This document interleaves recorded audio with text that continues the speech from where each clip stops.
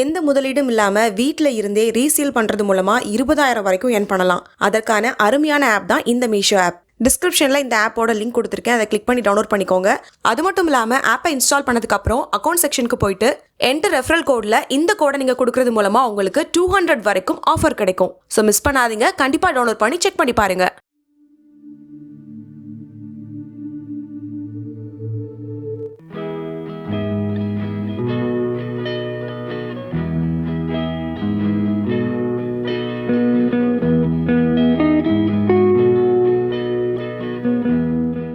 இதுவரைக்கும் நம்மளுடைய பல்லாண்டு வாழ்க்கை சேனலை சப்ஸ்கிரைப் பண்ணலனா மறக்காம சப்ஸ்கிரைப் பண்ணிக்கோங்க. அப்படியே பக்கத்துல இருக்க பெல் சிம்பலையும் மறக்காம பிரஸ் பண்ணிருங்க.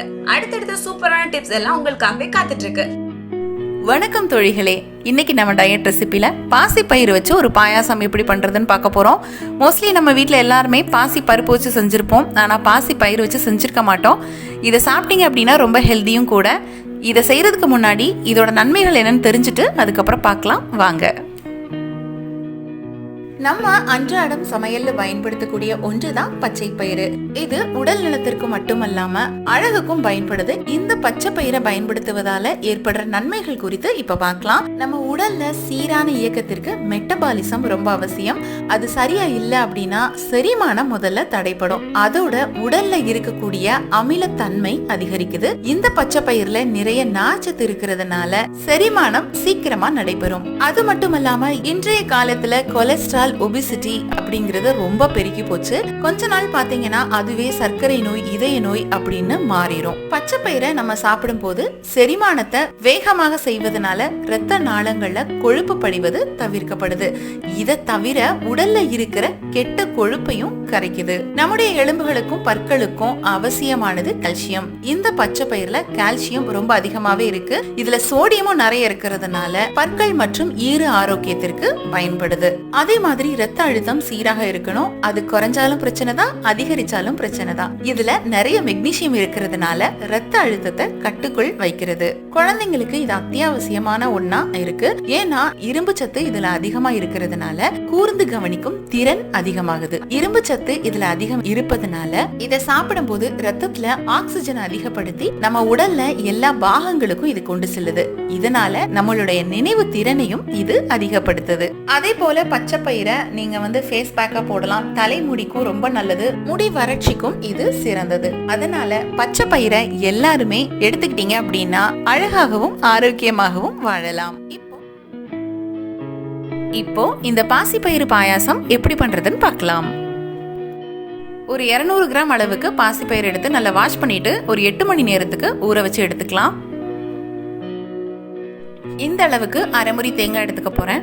முதல்ல 200 ml தண்ணி ஊற்றி அந்த தேங்காய் பாலை தனியாக எடுத்துடலாம். அதுக்கப்புறமா ஒரு 400 ml தண்ணி ஊற்றி அந்த தேங்காய் பாலையும் தனியாக எடுத்து வச்சுக்கலாம். தண்ணி எல்லாம் இல்லாம பயிரை நல்லா வடிகட்டிட்டு பேன் நல்லா ஹீட் ஆனதுக்கு அப்புறமா அந்த பயிரை நம்ம அதில் போட்டுக்கலாம். ரெண்டாவது எடுத்த தேங்காய் பால், அதாவது 400 ml தண்ணி ஊற்றி தேங்காய் பால் எடுத்தோம்ல, அந்த தேங்காய் பாலை அதோட சேர்த்துக்கலாம். இதுல தான் நம்ம பயிரை வேக வைக்க போறோம். 10 இருந்து 15 நிமிஷத்துக்குள்ள நல்லா வெந்துடும். இது மூடி போட்டு வேக வைக்க வேணாம், இல்லைன்னா பொங்கி கீழே வழிஞ்சிரும். இதை நம்ம நல்லா கரண்டியால மசிச்சு விட்டுக்கலாம்.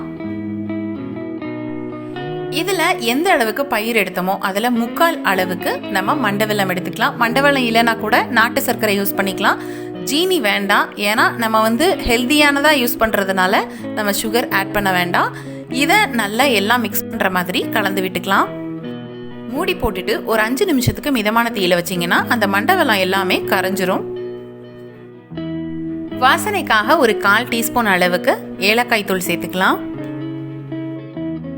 2 டீஸ்பூன் நெய்யில பாதாம் அல்லது முந்திரி பருப்பு அதை போட்டு நல்லா ஃப்ரை பண்ணிட்டு அதையும் சேர்த்துக்கலாம்.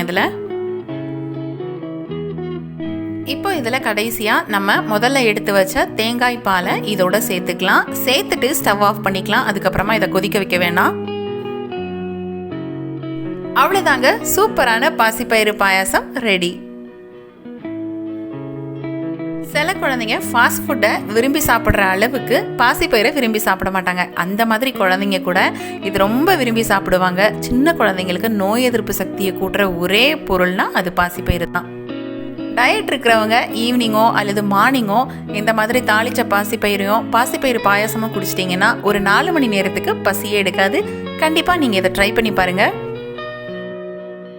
இந்த மாதிரி ஹெல்த்தியான டயட் ரெசிபிஸ் உங்களுக்கு வேணும் அப்படின்னா நம்மளோட சேனலை மறக்காமல் சப்ஸ்கிரைப் பண்ணுங்கள். மீண்டும் ஒரு நல்ல டயட் ரெசிபியோட நான் உங்களை சந்திக்கிறேன்.